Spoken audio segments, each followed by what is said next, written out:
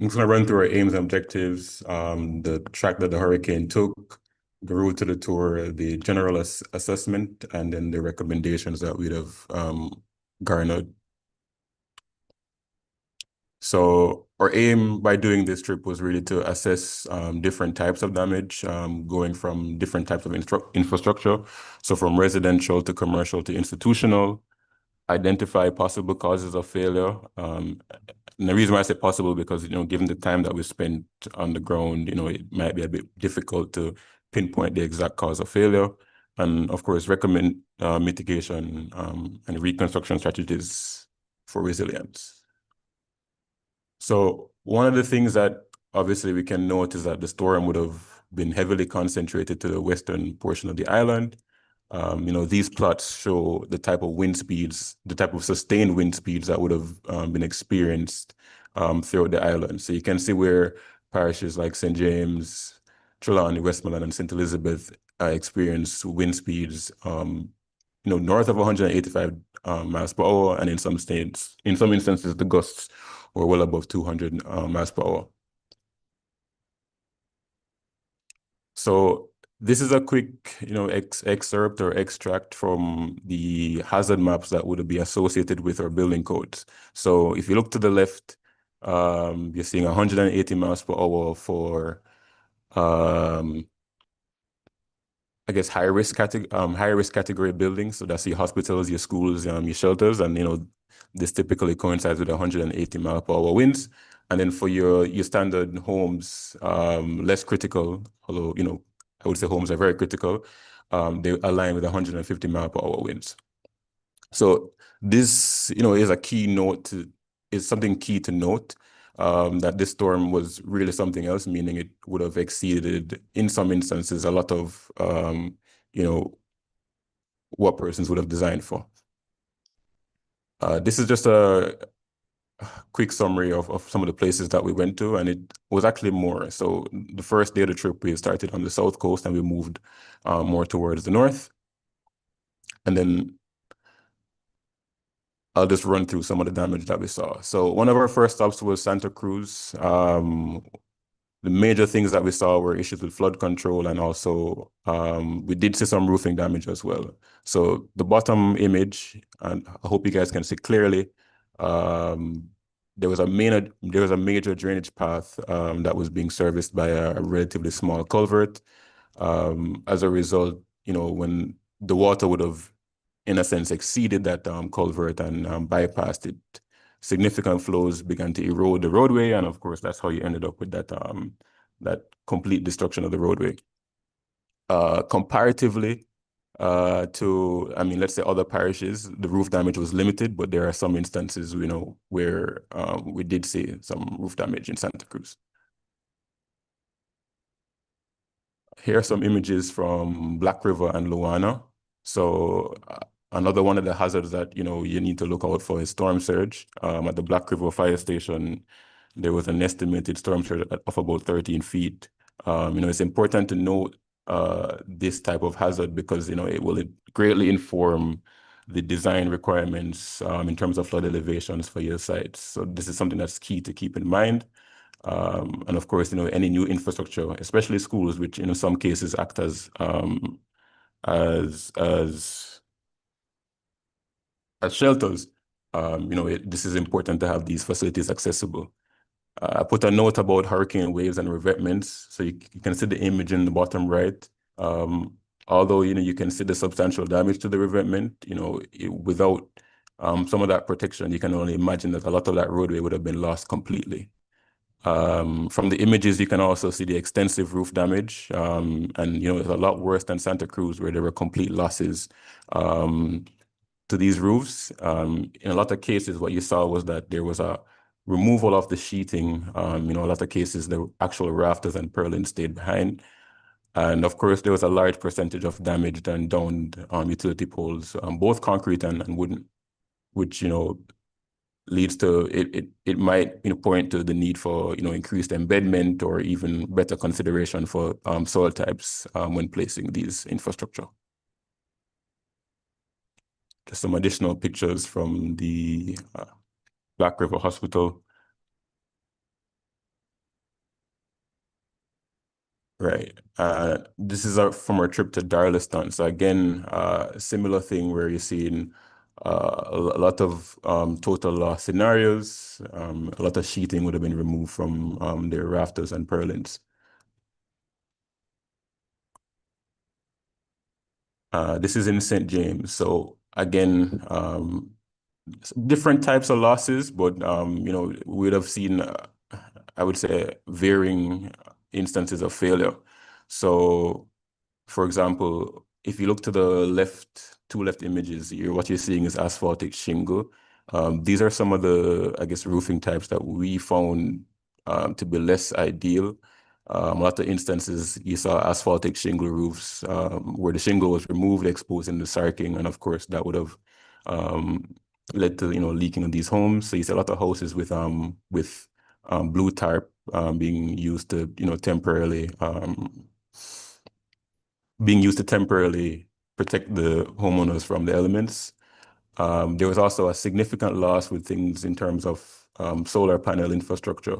So one of the things I saw was a lot of persons tended to keep their panels out during the storm. And I mean, I know it's a large effort to have them removed, but especially for schools and properties like that, it might be best advised to have these removed, especially if they're not going to be removed by the storm, by the wind forces. They're at high risk to a lot of debris and things like that. Right. To the top right is an example of a development that had a pretty good performance. So although you would say that the design wind speeds were exceeded in some cases, there are examples of high performers or good performers. So that that shows that resilience can be achieved in some instances. Right. And then just a couple pictures of failures that we would have observed. So as you can see here, you can see the screws being used, which is a good thing, but maybe this one could have failed due to the relative embedment of the screw. You can also see in some cases where the purlins themselves snapped. And in the image to the right, you can see some pullover failure. So especially looking at the dechromatic shingle, the dechromatic roofing tiles there, you can see where the holes are left behind for the panel. So I'm going to move on to some of the observations just to kind of summarize them. So in many instances, we saw where structural roofing members they actually remained intact, but what was left behind was what was removed was the actual metal sheeting. So in some cases, the sheeting may have been too thin or undersized, and in some cases, the screws or fastening mechanisms that didn't have washers or large enough screw heads. There are also instances of fastener withdrawals where the fastener, mostly nails were actually removed completely from the rafters and structural systems. In some instances, you had global uplift, although a lot rarer than the pullover failures. Of course, you'd have seen complete roofs being detached from their beams or wall plates. This would have likely been due to the anchorage that was provided to those members. You also have instances where purlins or beams would have been snapped or sheared. This would, of course, be due to excessive loading, and it points to the importance of the correct spacing of rafters, the correct spacing of other timber members, and also the age. Sorry about that.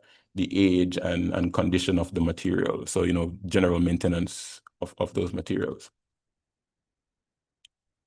Some additional pictures. So of course, the asphaltic shingle, because of how it's attached to the roof, you find that over time the bitumen bond on some of these roofs will break down and leave the shingle more exposed to tear off.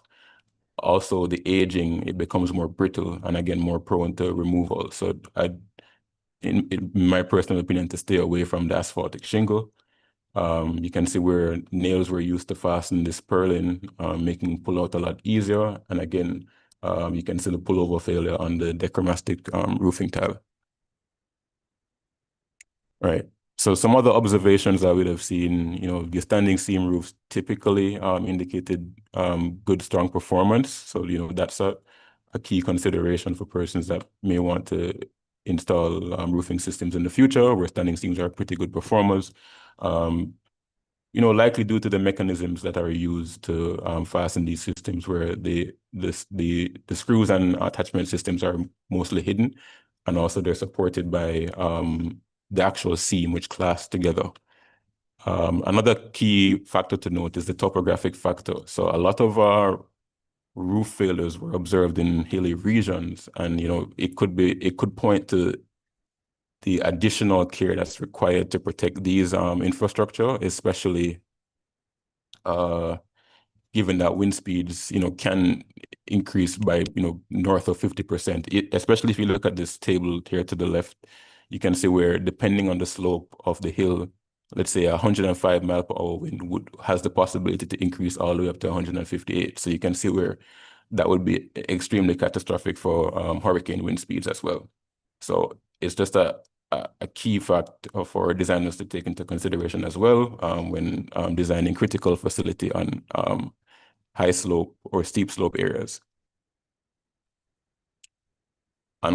So this is I would say some recommendations for rafter spacing, but again, it will vary based on the specific scenario that you have. So this would have been recommended rafter spacings for various spans, so 18.3 meters and 15.3 meters, and these are recommendations from PAHO. So you can see at max, there's a 450 millimeter space for 6-inch rafters. And, with different exposure categories, this spacing actually goes down. So we saw a lot of rafters that were a lot wider than this. So, it's recommended that you keep it at max to that 450, but again, there are scenarios that will require much lower spacings, and that will, of course, that decision-making factor will, of course, be based on, your engineer's recommendation. That would be site-specific as well. Your minimum roof pitching degree, you want to maintain a minimum roof pitch of 15 to 20 degrees. Anything lower would, of course, put your structure, especially your roofing structure, at risk. Right. So again, I have I would say a very basic checklist that, again, was, the literature is there. This is from PAHO again. So of course, when you're installing your timber members, you want to ensure that there are no splits, twists, check for any rotting or anything like that. You want to ensure the quality of your roofing member is fine. You want to ensure that it's been treated for deterioration, against termites or weathering or things like that. Of course, you want to ensure that your rafter and purlin spacings are ideal. So again, this, of course, should be taken on the recommendation of engineering recommendations. A key thing to note is that, your screws and your washers also, your screws need to have washers on them and gaskets and the adequate washer head size as well to ensure that, there are no pullover failures and things like that. And another thing to note is that it'd be great to have the 24 or lower roof gauges. So, 22 would be ideal, which is a much thicker roofing material gauge. So try to avoid thinner roof gauges that might result in tear out or complete removal of the sheeting system. All right, so thank you for allowing me to share our findings from a rapid assessment. If you guys have any, well, I'm not sure right now is the best time for questions, but do you guys have any questions I'm willing to answer? All right, thank you, Matthew. Yes, we do have a designated section of the program for question and answers. So we do ask our participants here today to just hold your questions until that time. Of course, we value your insights and welcome your inquiries, but we're just trying to manage the program as efficiently as possible. So thank you, Matthew. CEAC Solutions is one of our esteemed partners here today. We truly value their participation and continued support. We're going to be moving to Miss Sophia Stewart. She is a Jamaica School Readiness Assessment Coordinator, and she is from the Early Childhood Commission. Her title is quite long, but I'm going to give her the floor at this time to come and speak to us.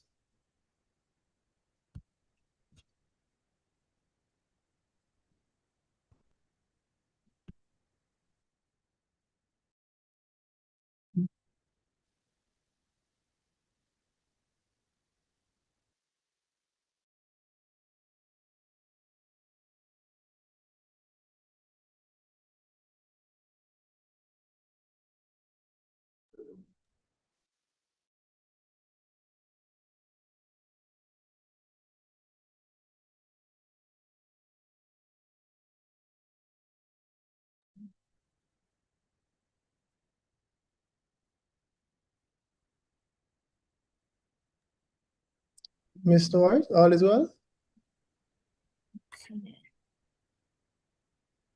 All right, good morning, everyone. I tried sharing a while ago. Could someone confirm if they were seeing the presentation? Yes, we were. Okay. Right. So let's go again.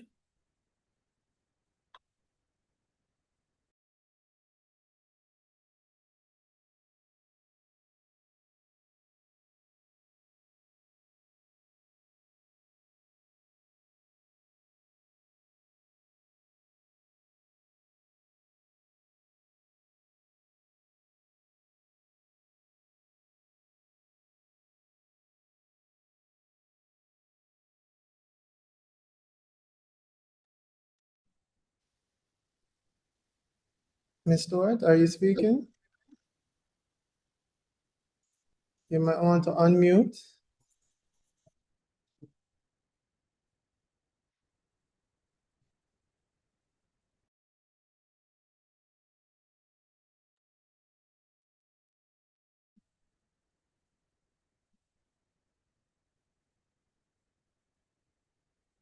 I hope the third time.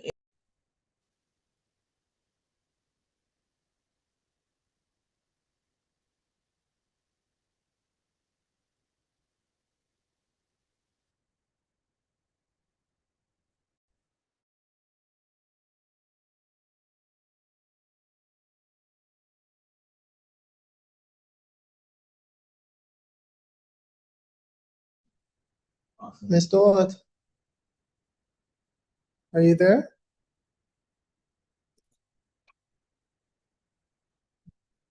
All right, we're just going to give you some time to sort that out. I'm going to invite Mr. Javon Robinson at this time, the manager of special projects here at the National Education Trust, to come to us and speak on the building standards for school infrastructure in Jamaica.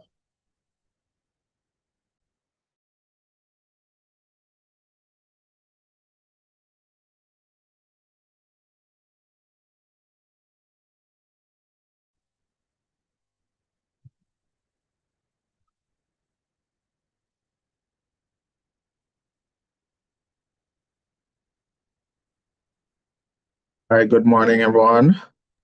Good morning. Second.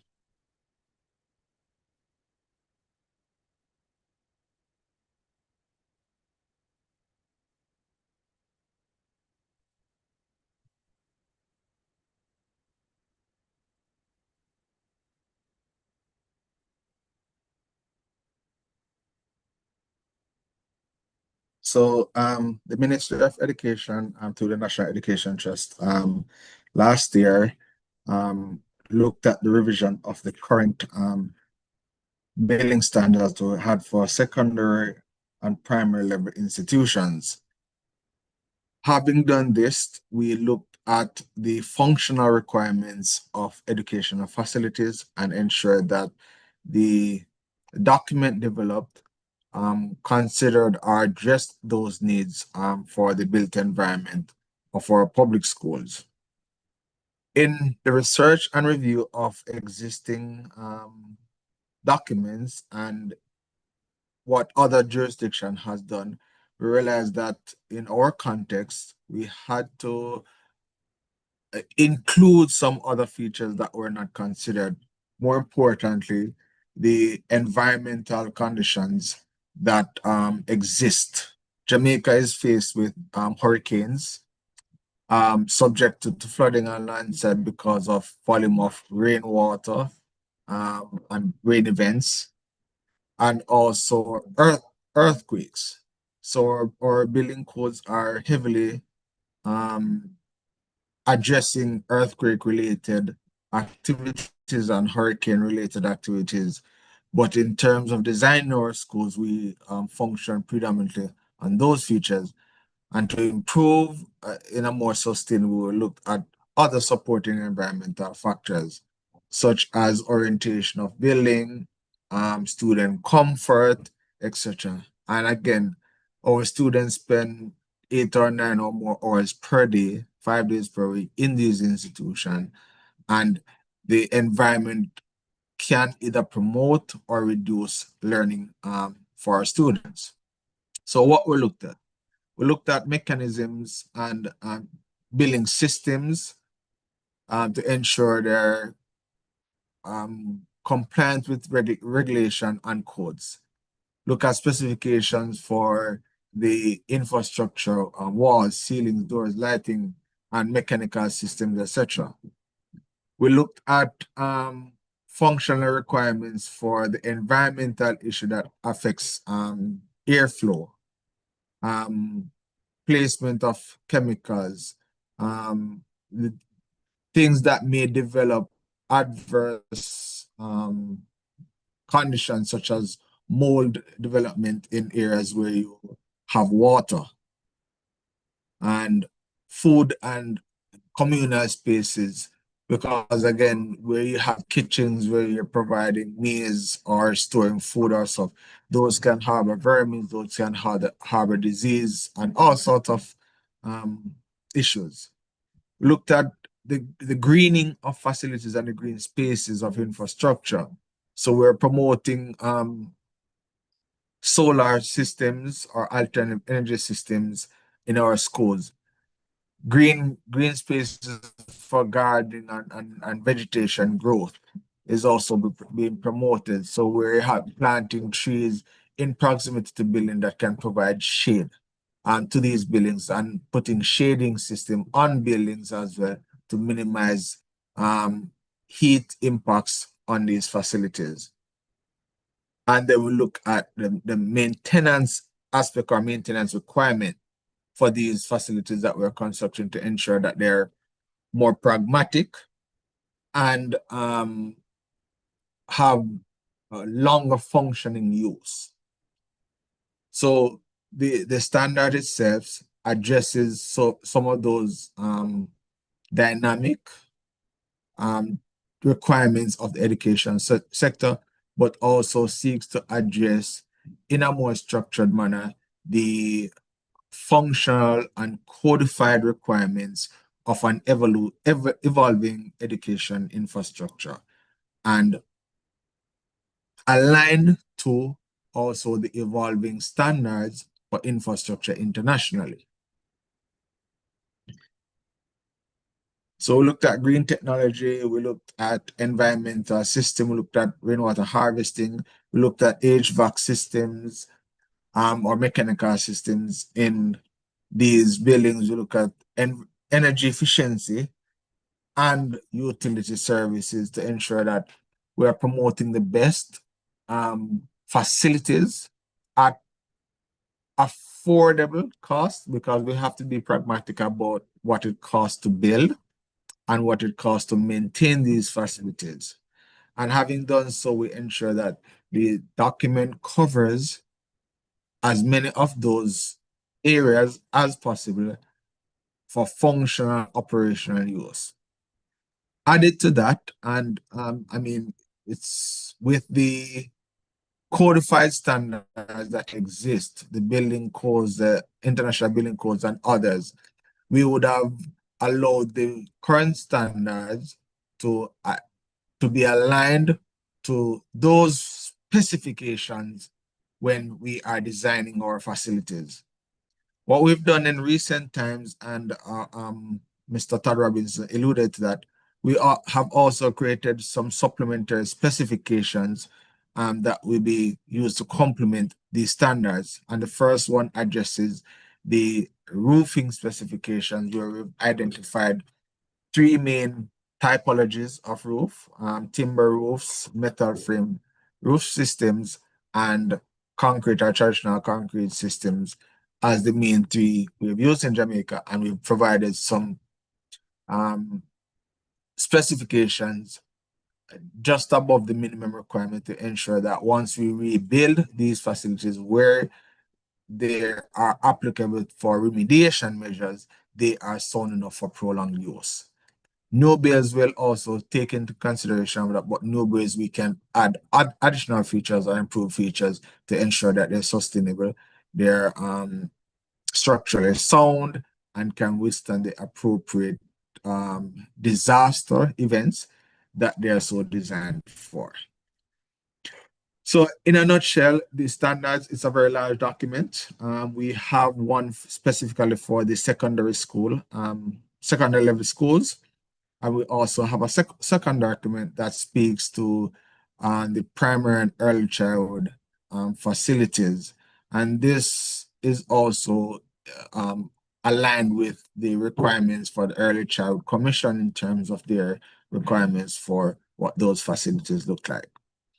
We also have supplementary documents that addresses a STEAM-based institution, and this is at the secondary level, where we have output specification and functional requirements that we provide as guidelines for designers to design appropriate functional fit-for-purpose facilities.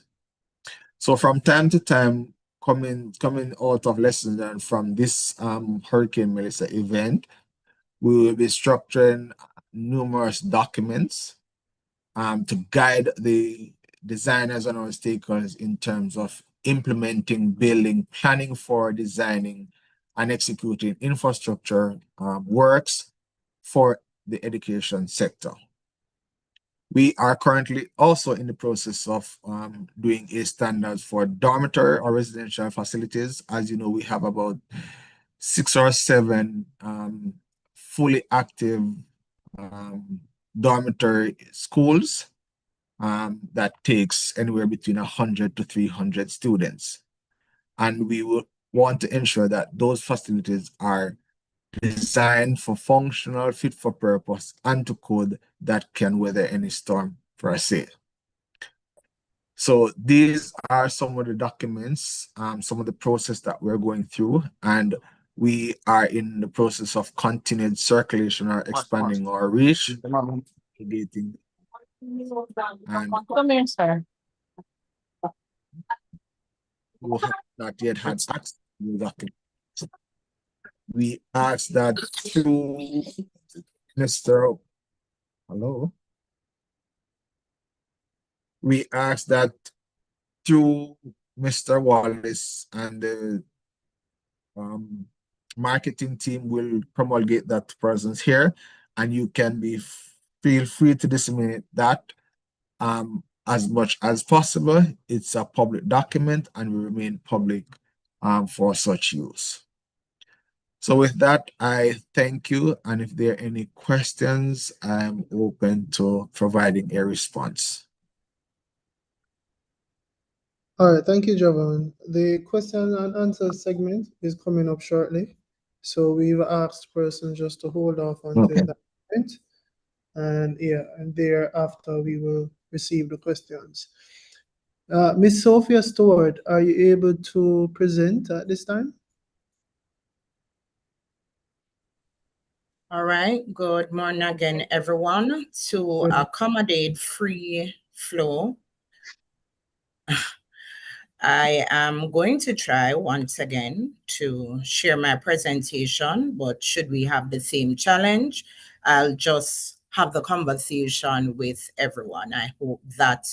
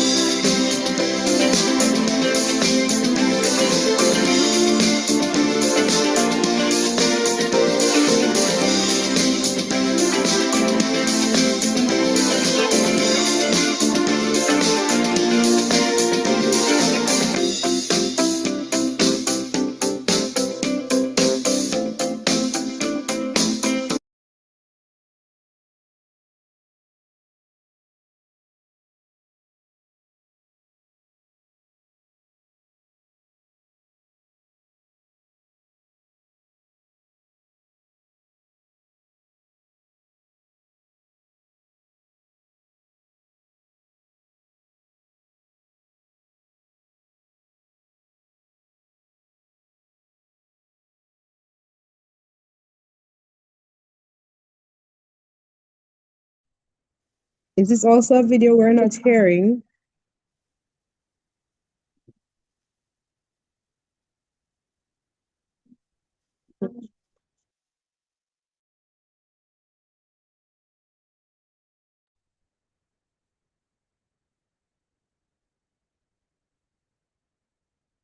Right. No, that aspect of it was not a video, but we'll continue.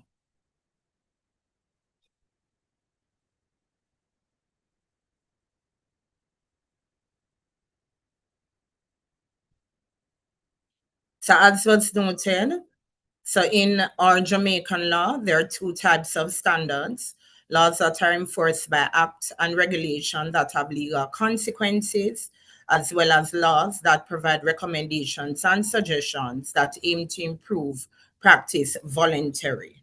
Now, what would have been done? The 12 operating standards, a manual was created for all early childhood institutions, and it still exists. We have also provided a soft copy. So if you recall in the video, the standard that highlights physical environment is standard 4. Now, as was noted, early childhood institutions have physical environments that meet building, healthy, and safety requirements, and this will allow adequate space for children and facilitate the development of children and staff. Now, what's the rationale? A well-designed and maintained building and its infrastructure will support the program activities, and it will ensure efficiency and optimal use for the children, their families, ensuring that they're comfortable, secure, and healthy. Now, we have 4 key elements to this standard. 1 is suitability. 2, zoning and location of the building premises. 3, the interior and exterior structure of the building. And 4, the infrastructure and services. Now, in alignment with this, we operate in alignment with the relevant registration authorities. These include the Municipal Corporation, the Bureau of Standards, of Jamaica, public health, as well as the Jamaica Fire Brigade, while at the same time abiding with the National Building Codes. Now, 4.1 speaks to the suitability, zoning, and location of the building premises. So when we go back to the Act, it aligns that the building should have been passed, the institution would have been expected to have their certificate, the fire safety certificate from the Jamaica Fire Brigade, as well as the public health, as well as their public health certificate. So it's not a case that we are creating new laws, but we are ensuring that we are working in tandem with the existing laws. So under 4, as it relates to sample ideas of our performance criteria, 4.1.1 speaks to the planning authority approval. Now, to be considered acceptable, the building is approved by the parish council and meet the requirements of the National Building Code of Jamaica. To receive a criteria of good, the building is approved by the local planning authority and exceeds the requirements of the National Building Code of Jamaica. Another item under this area I will share is the use of the premises for other activities unrelated to the early childhood institution. In order to receive a performance of good or receive a rating of good, the criteria is noted. The premises are used exclusively for early childhood activities. Another item I'll note, and I would have made reference to that, is that again, the institution has the approval of the Jamaica Fire Brigade. Under another item, 4.2, speaks to the physical layout of the building and premises. This alludes to ramps for wheelchair access, adequate space, as well as the door that will open inward for the purpose of entry and the doors that open outward for the purpose of exit. This also speaks to internal play area, sick bay, food storage, dining area, napping, and administrative area. Examples of performance criteria for this area. For example, 4.2.3 speaks to indoor space in alignment with the National Building Code, that the amount of space per child should be greater than 1.9 meters square, which is less than 20 square feet. I'll jump to another item, 4.3, which speaks to the structure of the premises. Now, under this area, some performance criteria areas speaks to roof, walls, as well as ceiling. It looks at the structure as well as the maintenance. For example, at 4.3.1, roof in alignment with the public health nuisance regulation. The roof should be weathertight and roof does not leak. And that would have given the institution a rating of acceptable. To receive the highest rating, it would have been noted that additionally, there is evidence of a regular inspection of the property for roofing damage. Another example, 4.3.2, which speaks to walls in alignment with the public health nuisance regulation. That walls are ceilings, so we'd be looking out for cracks. In order to receive a rating of good, additionally, that there's evidence again of a regular inspection of the property for damage to walls and ceilings. Under the last area, infrastructure and basic service, which speaks to proper lighting, adequate school supplies of drinking water, as well as garbage disposal. Examples of performance criteria: lighting, rooms to receive acceptable rating. The room should be adequately lit using natural or artificial light. Light meter reading is at or above 540 lux. To receive a rating of good, the building is designed to make maximum use of natural lighting.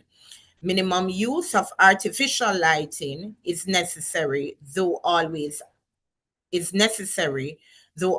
available. And all artificial lighting meets approval of the fire department. So once again, pointing to the fact that the Early Childhood Commission, as well as the institutions that we monitor and regulate, we work in tandem with the existing laws and codes set for building regulations. Now, how do we support this system? In addition to the inspections that are done by gazetted inspectors, we have the Sector Support Services Unit, where we have our early childhood development officers working with the institutions, ensuring that they are developing all areas of weaknesses. There are the regular plans and policies, monthly trainings to ensure that plans are in place, and these are legal plans, which speaks to the disaster, fire plan, nutrition, health, and sanitation. We have the recertification for public health inspection, and institutions have to go through this process on an annual basis, similar for the recertification of the fire safety certificates. Now, what's our current reality? So at this time, we have assessed, as at November 26th, we have assessment done for 616 institutions, which would have impacted 20,080 children, 1,871 early childhood practitioners. Now, these institutions would have rated their damages from minor to severe. And within this amount, we have 136 government schools. Now, the estimated value for repairs currently lies at $207,917,000. And as I said, this is where we are at as of November 26. I will now attempt to show another video.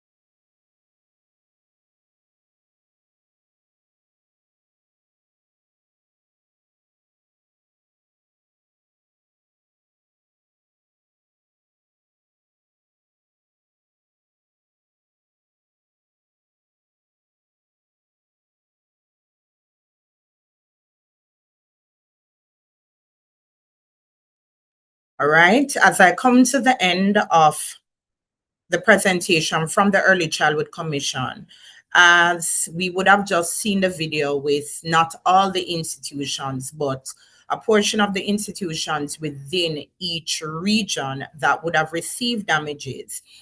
Our recommendations going forward is that as we make adjustments, it was highlighted in the beginning that that we'd be evaluating and looking at roofing, that it transcends beyond that. It's climate change and how it impacts the building in general. The heat that our children will undergo when it gets close to the summer, what adjustments will be made as it relates to that. And so whatever changes we make to the roofs of institution, it's to consider what are the ripple effects? What else do we need to make changes for? So not just one aspect of the building, but the building in general. Thank you very much for your patience and for your listening ears. Over to you, Mr. Wallace. Thank you so much, Ms. Stewart. The Early Childhood Commission is one of our valued partners here today. And of course, we are grateful for the continued support and collaboration. Just before we move into the question and answer segment, it's important to note that the devastation caused by Hurricane Melissa has been both widespread and deeply felt.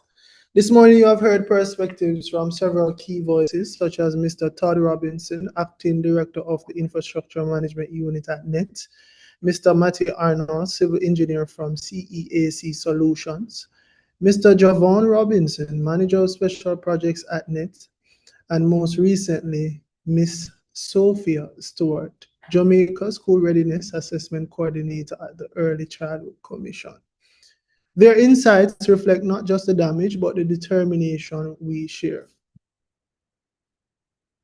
And importantly, our Executive Director of the National Education Trust, Latoya Harris Garty, whose passion, clarity of vision, and unwavering commitment to rebuilding have reminded us that recovery is not just necessary, but possible when we work together. We are now at the questions and answer segment. And as such, we ask that if it is that you do have a question, we ask that you use the raise hand feature. And once we see it, we will acknowledge you. And then from that point, you can continue with your question.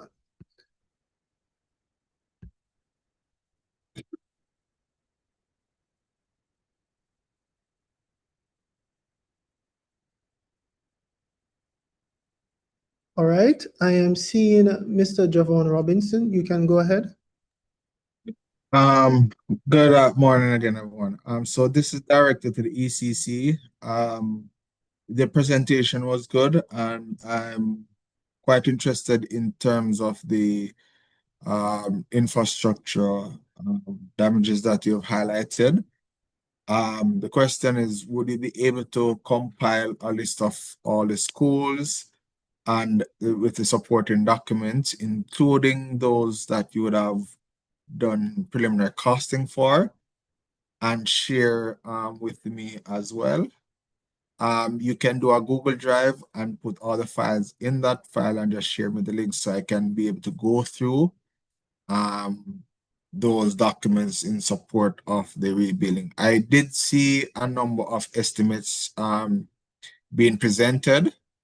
Though some of those may hold true, but some of the images that I've seen with the estimates assigned may be a little under scoped.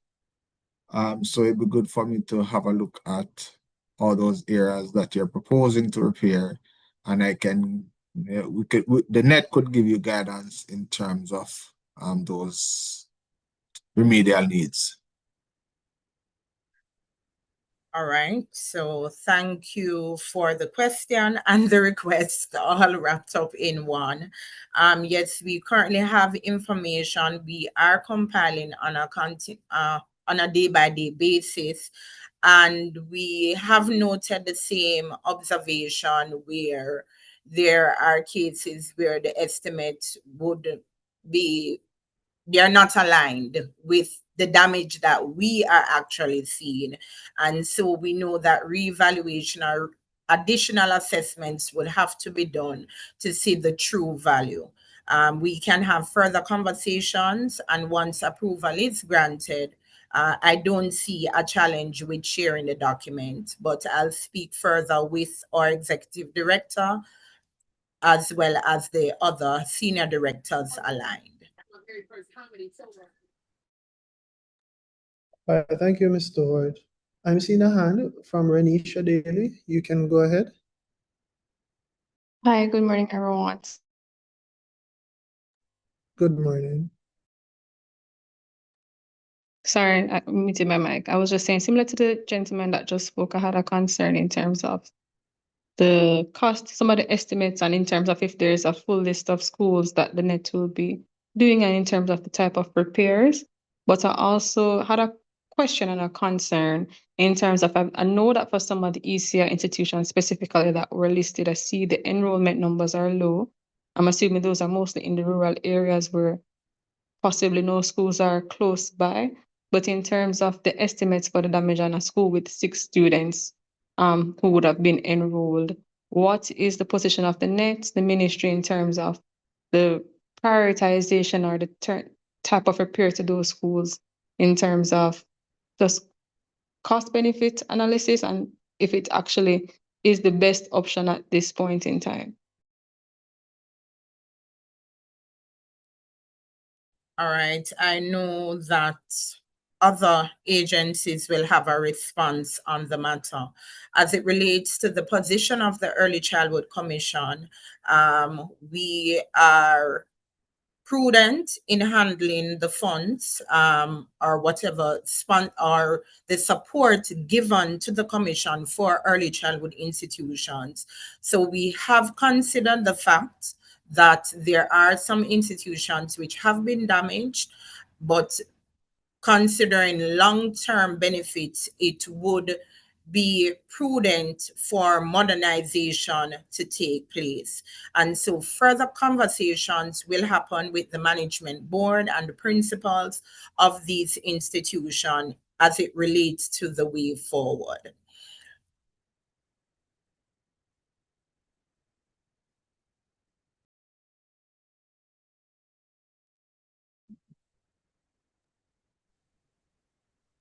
Thank you, Ms. Stewart. Any other questions?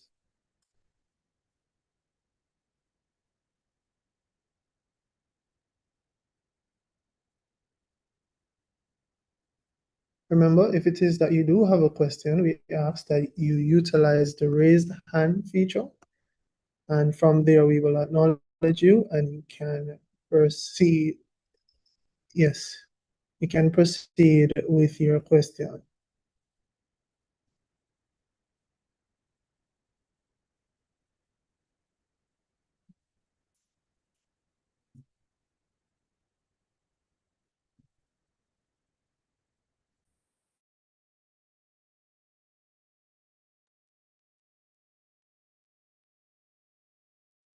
Any other questions, ladies and gentlemen? We're giving you some room. Anything that you are not sure of, anything that you need clarity on? Okay, I'm seeing a hand here from Mr. Brown, Linsworth Brown. You can go ahead, sir.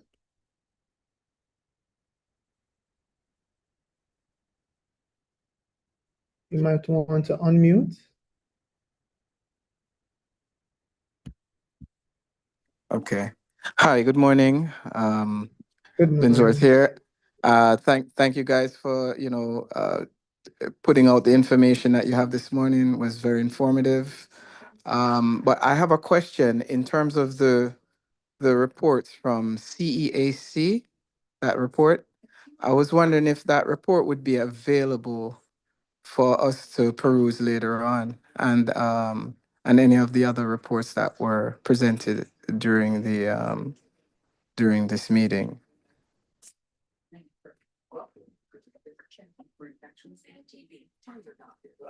Matthew, are you there? Yeah, Would you like to respond to Mr. Brown? yeah, can you? Sorry, Matthew, can you repeat? Can you hear me? Yeah, we can hear. Yeah, Can work on sharing the presentation with just want to comment. You sound a bit No, yeah, distorted. you're muffled. Can't hear you properly. Okay, am I clearer now? Yes. Yeah, I was saying, yeah, I can formalize the presentation a bit better and I can have it shared. Yes, so that shouldn't be a problem. Okay. Yeah, it was very informative, and I really want to capture a bit more of the essence of it, and especially the recommendations. As a contractor, sometimes, as Net has said, there are works that come from the design level, and so your report is very instructive to help push that process, in the right direction, so that we don't have any issues, in terms of when we are tasked with design and build. We'll be able to actually properly implement the standards and recommendations that were in the report. So I find that's a very integral report, something that I would definitely like to have my hands on. Okay, so I think in terms of using it as instruction, that may require or that would require I would say a more detailed breakdown, and that's something that we probably have to discuss with Net. Okay. Because a lot of the sites at different locations again will have or require I would say site-specific considerations. So what I would have highlighted in that presentation was more along the lines of what would be an absolute minimum. But given like one of the things I would have mentioned would have been impacts of topography and things like that. Those tend to increase the demand of design on a structure. So in a sense, I wouldn't necessarily want to indicate or say that it's a end all be all recommendation. It's just really minimum recommendations that we would Minimums, okay. see that or best practices that would work well. Right. Okay. All right, thank you for that, Mr. Brown. You're welcome. While we wait for any additional questions, of course, we would have administered a pre-forum assessment earlier just to determine your level of knowledge prior to the session. Now that we are almost at the end of the session, we will be administering a post-forum assessment, and we ask that persons just participate in it at this time. We're still accepting any questions, so while persons complete the quiz, you are still able to ask any questions that you might have. If you look at the screen, you will see the quiz. All the questions are true or false questions, so you can just go ahead and select your answer. Again, we are still accepting questions, so if you do have a question, you can, of course, use the raise hand feature and we will acknowledge you and you can go ahead with your question.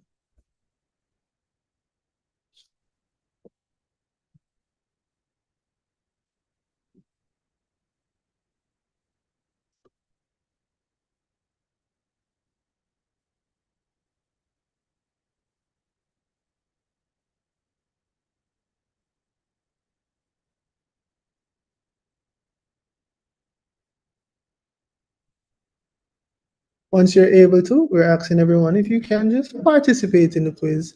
It's nothing too difficult, but your participation is very important at this time. Extremely important.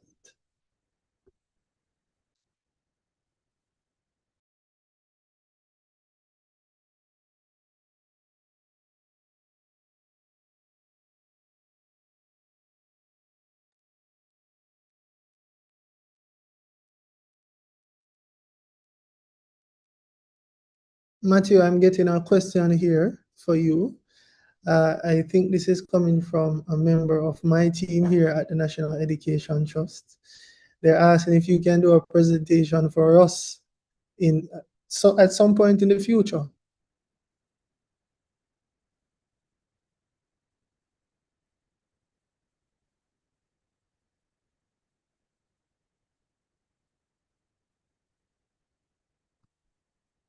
Matthew, are you still there?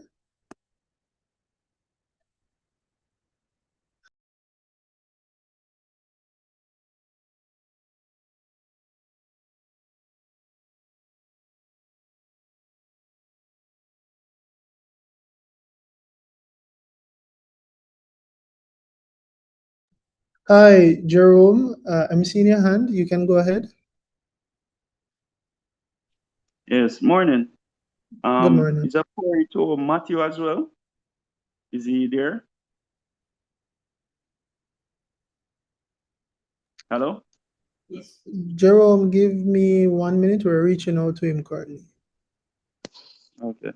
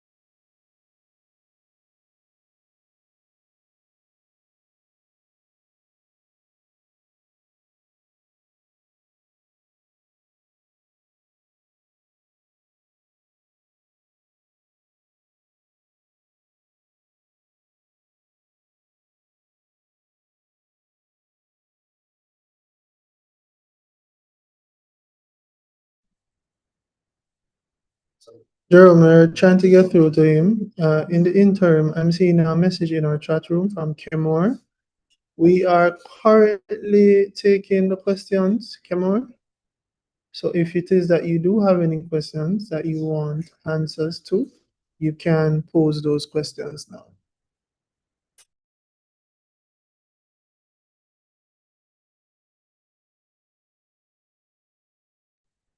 Hi, Matthew here. There was a question earlier. Yes, Jerome Bassel rather has a question for you. Yes. Morning, Matthew. Morning. All right. So during your presentation, you presented a table that was quite interesting, in which when we're designing emergency buildings or public areas, the table showed that you were to use a 180 miles per hour wind during the calcs. But is this 180 miles per hour for a 1 minute sustained wind or a 3-minute gust? All right, so the table I would have indicated would have been taken from the building code for Jamaica. So what it presents is, one second, let me just head to it. So what it would present would have been, I believe 3-second gust speeds generated from or gathered from PAHO, and the maximum wind speed that they indicated on that would have been 180 miles per hour for critical infrastructure and 150 for risk category 2 infrastructure. So from recollection, the document states 3-second gusts. 3 seconds. Okay, thank you. Thank you, Matthew. In the interim, let me just remind everyone that we're asking you kindly to just complete the quiz that is currently on your screen. We only have 30 of 65 persons participating. So we're asking the other participants here today to just take some time to complete the quiz that is right in front of you. Yes, we are still accepting questions from persons. So if it is, again, if you have a question, please utilize the raise hand feature and we will provide you with a response.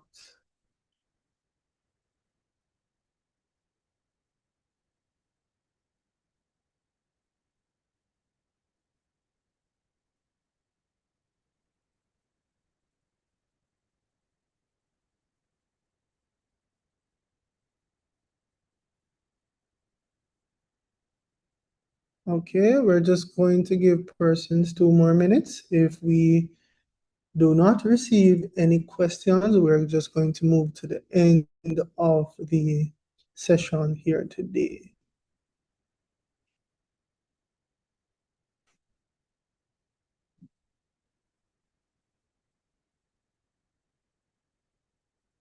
Come on, ladies and gentlemen, the quiz is right there. If you haven't participated as yet, we ask that you just take some time out, just true or false, you move through and give us a response. It's very important to us. Just participate, please, we ask.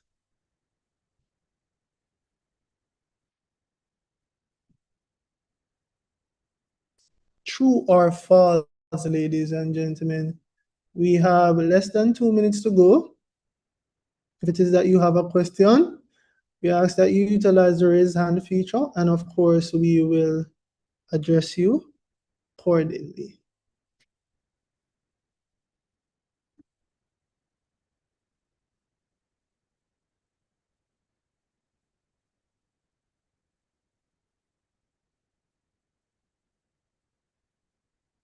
One minute to go, ladies and gentlemen, 1 minute to go.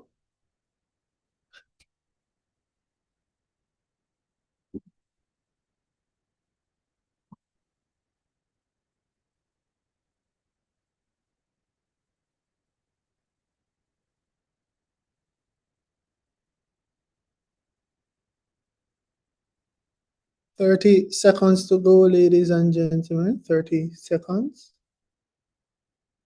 If you haven't participated in the quiz, please do so now.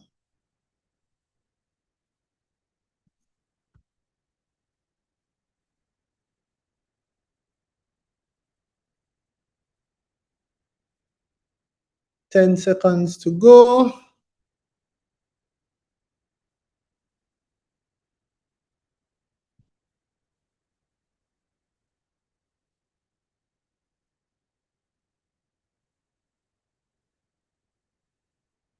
And we are now at the end of our polling.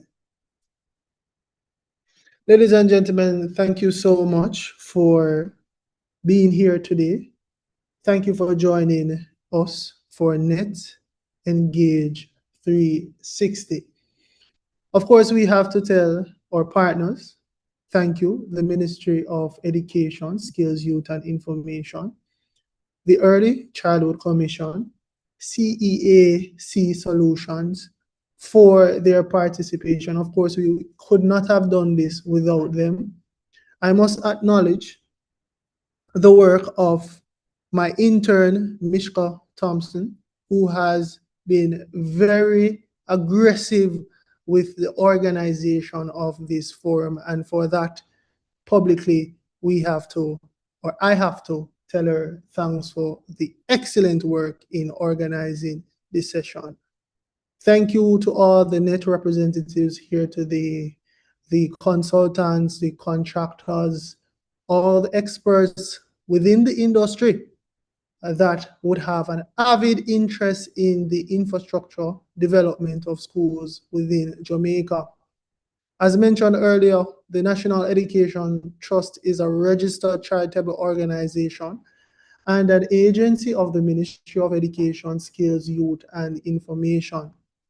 We build relationships with donors and investors to acquire essential educational resources, and we improve the infrastructure of schools across all levels in Jamaica. We are happy that you took the time out to be here with us today, and we are grateful for each of you. We value your time, and we ask that you continue to follow us on social media as we seek to improve the infrastructure element and the donor element of our offerings here at the National Education Trust. So again, ladies and gentlemen, thank you so much for joining us for NetEngage 360. Do have a good Friday. Do have a great weekend. Thank you, everyone.